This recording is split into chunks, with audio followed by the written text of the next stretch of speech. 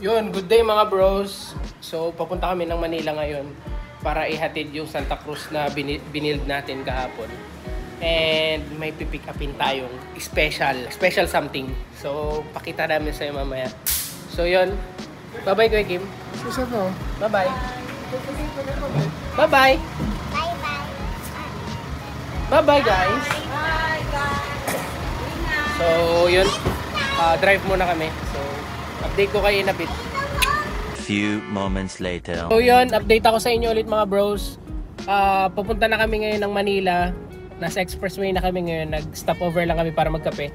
So pakilala ko sa inyo si Kuya Bren.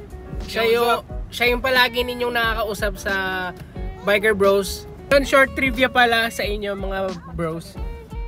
Para sa mga curious at hindi nakakaalam kung bakit na Biker Bros PH. Parehas kasi kami ni Kuya Bren na biker. Then magkapatid kami. Kaya yun yung naisip namin naging pangalan ng The Biker Bros PH. So dito na tayo sa condo nila Kuya. So check natin yung sinasabi ko sa inyo, special something. Ito na, dumating na. First batch ng transmission. The Eagle has landed. Yun. Kuya. Okay. So, update kami ulit sa inyo mamaya. A few inches later. Papadala na namin yung mga GX na transmission. So, nandito kami ngayon sa yan, market. Tara, samahan nyo kami.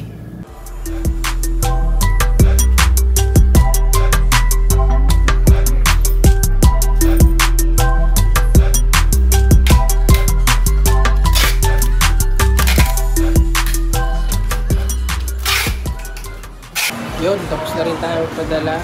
Gahanap muna tayo ng stroller at ng mga kakailanganin namin para dito sa BGC. So yun, dahil taga-BGC namin, hanapin namin yung stroller si Toby para madali lang siyang i-stroll dito sa BGC. Yun, dahil dito na tayo muna mag-stay sa Manila, kailangan natin bumili ng stroller para kay Toby para mas madali natin siyang maikot dito sa BGC.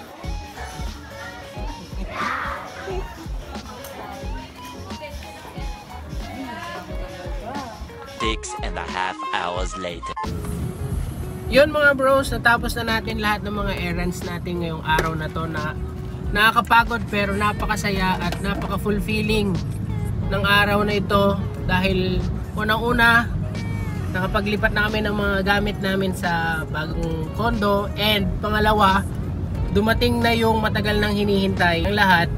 Sa lahat ng interested at gustong bumili ng GX transmission, feel free to message us at The Biker Bros PH o kaya dito sa page natin sa Speed Bagal.